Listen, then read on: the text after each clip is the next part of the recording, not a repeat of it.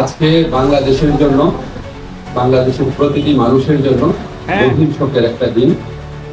আজকে বাংলাদেশের 3 বারের সাবেক প্রধানমন্ত্রী, গণতন্ত্র, সার্বভৌমত্ব এবং বাংলাদেশের মর্যাদা রক্ষায় অতন্ত্র প্রহরী আপসীর নেত্রী বেগম খালেদা জিয়া ভোর 6টার সময় শাহাদত বরণ করেছেন।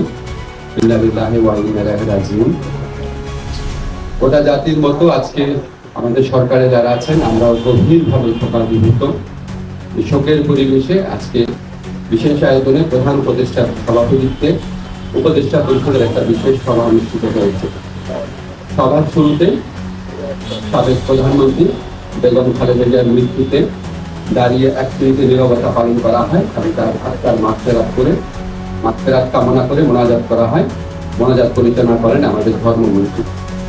সবাই বেগম জিয়ার মৃত্যুতে আগামীকাল থেকে 3 দিনের জন্য রাষ্ট্রীয় শোক প্রস্তাব গৃহীত হয়েছে এবং আগামীকাল সাধারণ ছুটি ঘোষণার সিদ্ধান্ত হয়েছে। সবাই বেগম জিয়ার মৃত্যুতে এই শোক প্রস্তাব গৃহীত হয়। শোক প্রস্তাব পাঠ করেন আমাদের তথ্য ও পরিবেশ উপদেষ্টা। সবাই সিদ্ধান্ত হয় যে বাংলাদেশের যত দূতাবাস আছে পৃথিবীর বিভিন্ন প্রান্তে সেখানে শোক বই খেলা হবে। সভায় বিশেষ আমন্ত্রণে অংশ নেন বিএনপির মহাসচিব জনাব মির্জা ফখরুল ইসলাম আলমগীর। তিনি সাবেক প্রধানমন্ত্রী বেগম খালেদা জিয়ার পক্ষ থেকে, খালেদা জিয়ার পরিবার, বেগম খালেদা জিয়ার পরিবার এবং দলের পক্ষ থেকে অন্তর্বর্তীকালীন সরকারের প্রতি কৃতজ্ঞতা প্রকাশ করেন এবং বেগম জিয়ার নিরাপত্তা সহ সকল ক্ষেত্রে প্রয়োজনীয় সহযোগিতা প্রদান করার জন্য ধন্যবাদ জানান। মির্জা ফখরুল ইসলাম আলমগীর সাহেব আমাদের সভাকে অবহিত করেন যে আগামীকাল বুধবার বাদ জোহর জাতীয় সংসদের দক্ষিণ প্লাজা এবং এর সংলগ্ন মানিক মিয়া এভিনিউতে বেগম খালেদা জিয়ার জানাজা অনুষ্ঠিত হয়। জানাজার পর তাকে শহীদ রাষ্ট্রপতি, বীর মুক্তিযোদ্ধা রাষ্ট্রপতি জিয়াউর রহমানের পাশে দাফন করা হবে। ওনাকে দাফন করা হবে শহীদ রাষ্ট্রপতি জিয়াউর রহমানের পাশে। আজকে সবাই বেগম জিয়ার দাফন এবং জানাজা সম্পর্কিত বিষয়ে সরকার সব ধরনের সহযোগিতা প্রদান করবে বলে জানিয়েছেন মাননীয় প্রধান উপদেষ্টা। মাননীয় প্রধান উপদেষ্টা ডক্টর মোহাম্মদ ইউনূস সভায় বেগম জিয়ার বিষয়ে বিভিন্ন স্মৃতিচারণ করেন।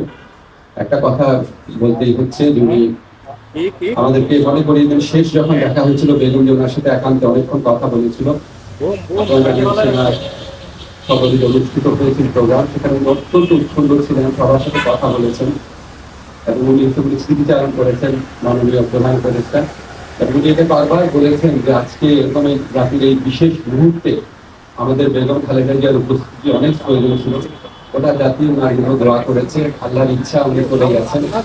বাংলাদেশের ইতিহাসে, বাংলাদেশের প্রতিটি মানুষের হৃদয়ে, বাংলাদেশের প্রতিটি আত্মমর্যাদাশীল গণতন্ত্রকামী দেশপ্রেমিক মানুষের হৃদয়ে ওনার অবস্থান অক্ষয় অবিনশ্বর হয়ে থাকে। আমি ব্যক্তিগতভাবে মনে করি বাংলাদেশের ইতিহাসে এত শ্রদ্ধা, এত সম্মান, এত ভালোবাসা নিয়ে এরকম একজন নেতৃত্ব চলে দেওয়া এটা একটা বিশেষ মুহূর্ত এবং আমরা বাংলাদেশের প্রতিটা মানুষ এই শোকে একত্রিত হয়েছি। একত্রে আমরা আগামীকাল শোক দিবস পালন করবো, এরপরে বিজয় শোক দিবস পালন করবো। সবাই আমরা বেগম খালেদা জিয়ার প্রতি যথার্থ সম্মান প্রদর্শনের জন্য ওনার যে জানাজা হবে এবং ওনার যে দাফন কাজ হবে সেটা আমরা অত্যন্ত শৃঙ্খলার সাথে আত্মান্বিক পরিবেশে আমরা আমাদের সবার দায়িত্ববোধ থেকে সুশৃঙ্খলভাবে দাফন এবং জানাজার যে কর্মসূচি রয়েছে সেগুলি আমরা পালন করবো। এই প্রত্যাশা আমরা রাখবো। ধন্যবাদ।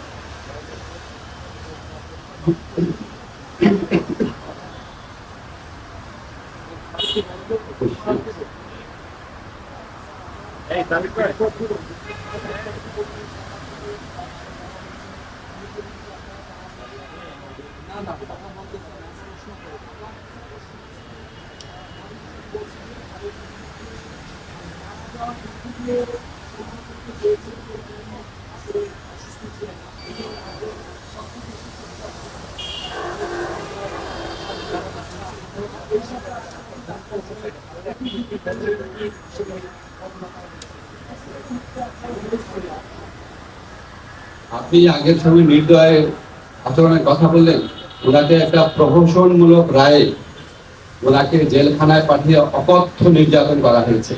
বেগম খালেদা জিয়াকে যেই মামলায় দোষী সাব্যস্ত করা হয়েছে, এটা যে প্রহসনের একটা রায় ছিল, এটা যে একটা সম্পূর্ণ সাজানো রায় ছিল, এটা আমাদের সর্বোচ্চ আদালতের আপিল এবং রিভিউয়ের মধ্যে দিয়ে প্রমাণিত হয়েছে। সর্বোচ্চ আদালত সুপ্রিম কোর্টের আপিলের ডিভিশনের রায়ের মধ্যে বারবার বলা হয়েছে যে বেগম জিয়াকে যেই মামলায় সাজা দেওয়া হয়েছে সেটা সম্পূর্ণ রংলি, উদ্দেশ্য প্রণোদিতভাবে, জিজ্ঞাসা প্রসূতভাবে ওনাকে সাজা দেওয়া হয়েছিল।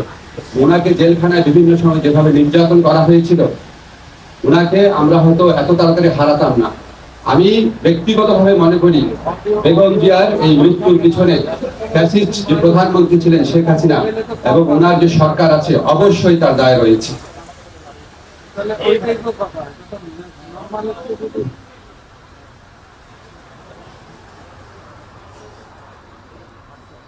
তবে আপনাকে একটা জিনিস আমরা বলি, আমরা আমাদের সরকারের পক্ষ থেকে আপনারা সবাই লক্ষ্য করেছেন, আমাদের যা করার ছিল, আমাদের মাননীয় প্রধান উপদেষ্টা প্রফেসর ডক্টর মোহাম্মদ ইউনূস উনি ব্যক্তিগতভাবে সমস্ত সময় খোঁজ খবর রেখেছেন। যা দরকার ছিল, ওনার যদি আবার বিদেশে পাঠানোর মতো অবস্থা থাকতো, অবশ্যই আমাদের সরকারের পক্ষ থেকে সর্বাত্মক সহযোগিতা করা হতো।